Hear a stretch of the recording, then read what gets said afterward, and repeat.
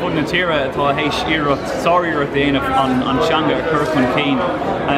Tá sé tábhair just mar luúmid mu just a géirí an teanga a bhrú de bhealach nádortha sa saoil nádortha lasmuid an seom rang agus seo tá dhéanamh ag na scoilna seo so má sé bhfad.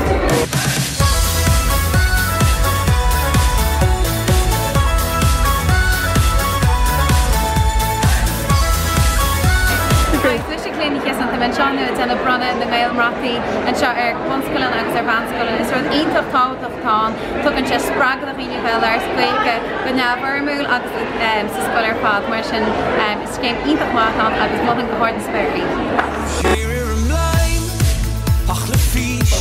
Hello, is mi sé Keith O'Brien as Charlene. Thomas inne le cúpla pórta chaasa le haid an bunne gaelbhreatach.